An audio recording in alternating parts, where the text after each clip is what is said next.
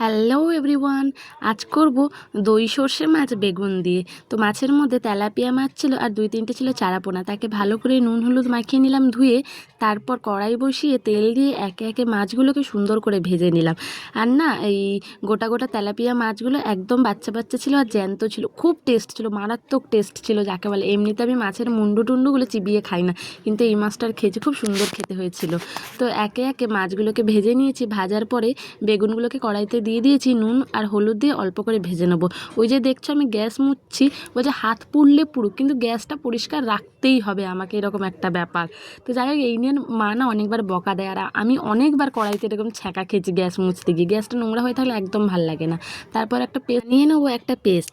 তার মধ্যে ছিল দই, ছিল সর্ষে পাউডার, ছিল কাঁচা লঙ্কা চেরা, ছিল কালো জিরে আর কাঁচা তেল ছিল। তারপরে একটু হলুদ গুঁড়ো আর একটু সামান্য লঙ্কা গুঁড়ো দিয়েছিলাম। দিয়ে ভালোভাবে কড়াইতে একটু কষিয়ে নিলাম। বলতে বেশি করে কষানোর দরকার নেই, কষালে না সর্ষে পাউডারটা তিতো হয়ে যাবে। অল্প নাড়ি চাড়িয়ে নিয়ে জল দিয়ে দেবো। এবার সেই জলটা ফুটে উঠলে যে ভেজে রাখা যে মাছগুলো আর যে ভেজে রাখা বেগুনগুলো, সেগুলোকে ভালো করে দিয়ে দেবো। দিয়ে ভালো করে ঝোলের সাথে মিশিয়ে নেবো। মিশিয়ে নিয়ে এবার ঢাকা দিয়ে আরও কিছুক্ষণ ফুটিয়ে নেবো। ফুটিয়ে নিলেই তৈরি আমাদের দই সর্ষে মাছ। এটা কিন্তু দারুণ খেতে হয়েছিল, আর গরমে না দই সর্ষে মাছ দারুণ লাগে।